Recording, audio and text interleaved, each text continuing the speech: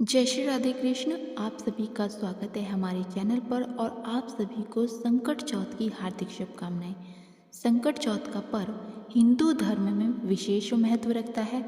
जब माएँ अपने बच्चों की लंबी आयु, सुख और समृद्धि के लिए गणपति भगवान की आराधना करती हैं। इस दिन व्रत और पूजा के माध्यम से संकटों को दूर करने और घर में शुभ मंगल करने की कामना की जाती है। इस चौथ को तिलकुटा चौथ, माघी चौथ या संकट हरण चतुर्थी भी कहते हैं। मान्यता है कि जो भक्त सच्चे मन से गणेश भगवान की उपासना करते हैं उनके जीवन में सभी संकट दूर हो जाते हैं और परिवार में सुख शांति का वास होता है। इस दिन की पूजा विधि और नियमों का पालन अत्यंत शुभ फलदायी होता है। जो महिलाएं पहली बार संकट चौथ का व्रत रखने जा रही हैं उन्हें पूजा करते समय खास सावधानी बरतनी चाहिए। आज के इस वीडियो में आपके साथ संकट चौथ की बहुत ही सरल विधि शेयर करने जा रही हूँ और वीडियो के लास्ट में आप जानेंगे संकट चौथ की तिथि और शुभ मुहूर्तों के बारे में। संकट चौथ की जो मुख्य पूजा होती है वह आप अपने घर के अपने क्षेत्र की मान्यताओं के अनुसार अभिजीत मुहूर्त में या फिर शाम के समय कर सकते हैं, क्योंकि कुछ जगह पर शाम के समय जो मुख्य पूजा होती है वह की जाती है। कुछ जगहों पर दिन के समय अभिजीत मुहूर्त में पूजा की जाती है। तो संकट चौथ की पूजा करने के लिए सबसे पहले आपको एक चौकी की स्थापना करनी चाहिए, जिसके ऊपर आप पीले या फिर लाल रंग का वस्त्र बिछा सकते हैं और इसके बाद फूलों का आसन देकर आपको गणपति भगवान की मूर्ति को विराजित करना चाहिए। यदि तस्वीर हो तो आप तस्वीर की स्थापना कर सकते हैं या फिर आप गोबर से या मिट्टी से गणेश भगवान की प्रतिमा को भी बनाकर आप उन्हें विराजित कर सकते हैं। यदि आपके पास अलग से मूर्ति नहीं है तो आप एक सुपारी पर कलावा बांधकर अक्षत या पुष्प का आसन देकर उन्हें भी विराजित कर सकते हैं। इसके बाद गंगा जल छिड़क कर आप सभी की शुद्धि करेंगे, सभी सामग्री की शुद्धि करेंगे। गणपति जी को स्नान कराएंगे। यदि धातु की मूर्ति है तो स्नान कराएं, नहीं तो आप केवल जल का छींटा देकर शुद्धिकरण कर लेंगे। इसके बाद रोली कुमकुम का गणेश जी को तिलक लगाएंगे। तिलक लगाने के बाद वस्त्र रूपी आप मौली अर्पित करें, जनेऊ अर्पित करें और अगर जनेऊ आपके पास नहीं है तो आप लाल कलावे को भी 7 बार लपेटकर गणेश भगवान को अर्पित कर सकते हैं। इसके बाद आप थोड़े से अक्षत का या पुष्प का आसन देकर एक दिया रखकर प्रज्वलित करेंगे। दिया आप घी का या तिल के तेल का प्रज्वलित कर सकते हैं। संकट चौथ के दिन आप तिल का ज़्यादा से ज़्यादा प्रयोग करें।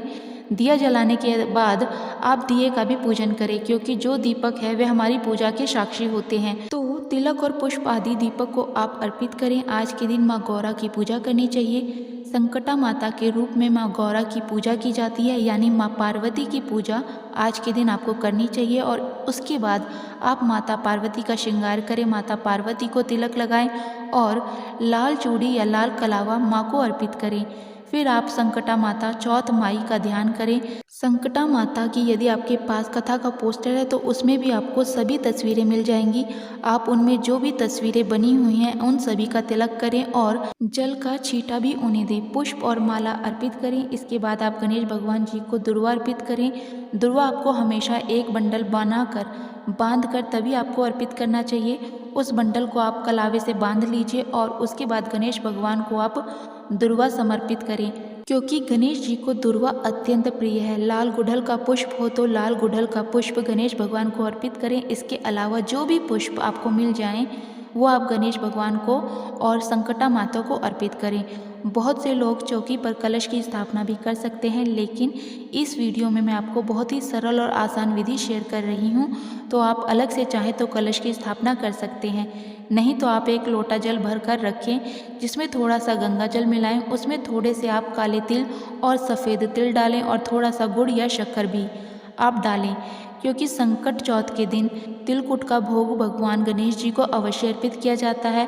तो तिलकुट आप बनाकर रख लें। इसके अलावा आप यदि तिलकुट नहीं बना सकते हैं तो तिल और गुड़ का आप लड्डू के रूप में बना लें और थोड़ा सा गुड़ पिघलाकर उसमें आप तिल मिलाएं और गोल गोल लड्डू बना लें।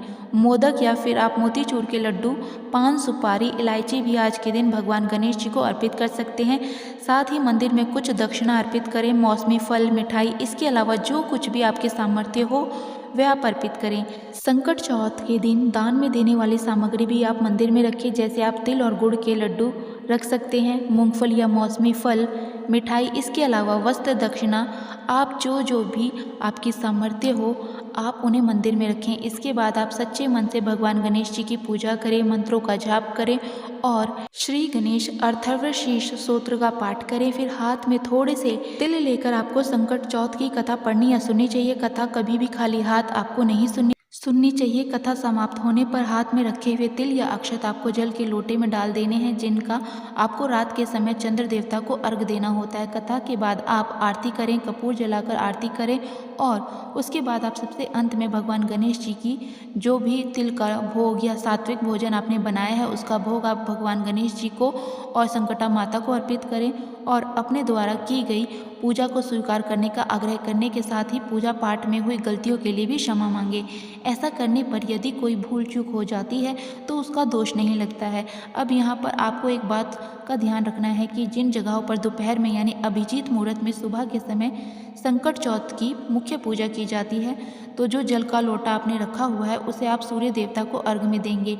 जो लोग रात के समय या शाम के समय गोधूली बेला में संकट चौथ की मुख्य पूजा करते हैं तो वो जल के लोटा जिसमें आपने काले तिल कथा सुनते वक्त डाले थे उसका अर्घ आप चंद्र देवता को देना होता है।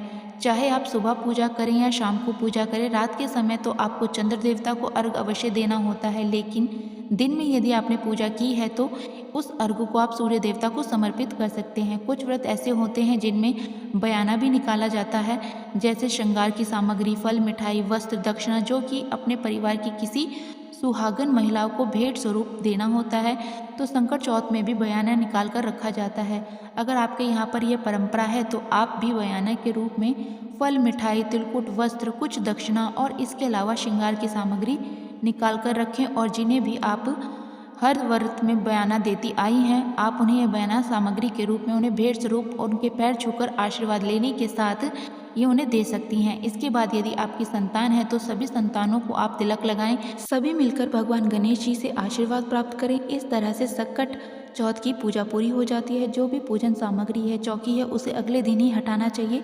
संकट चौथ के व्रत में सुबह पूजा करने के बाद संकल्प लेकर आप व्रत प्रारंभ कर सकते हैं और जब मुख्य पूजा का आपके यहाँ पर समय होता है तो इसी विधान से पूजा करनी चाहिए। चंद्र देवता को अर्घ देते समय आपको कुछ बातों का ध्यान रखना है, जैसे अर्घ के छींटे आपके पैरों पर ना पड़े, जो जल के छींटे हैं वो पैरों पर ना पड़े। इसके लिए आपको कोई खाली गमला या कोई खाली पात्र अर्घ देने वाली जगह पर रख सकते हैं।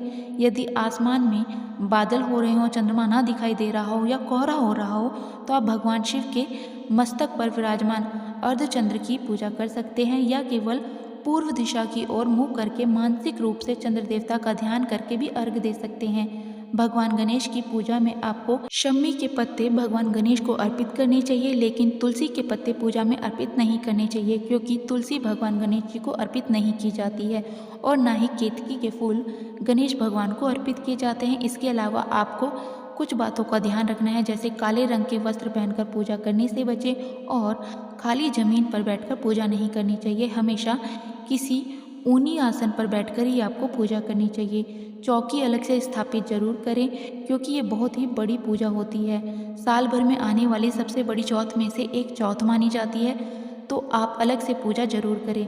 जो लोग व्रत नहीं भी रख पाते हैं तो उन्हें भी इस दिन विधि विधान से गणेश भगवान का पूजन जरूर करना चाहिए। ये थी पूजा विधि की जानकारी। अब जानिए शुभ मुहूर्तों के बारे में।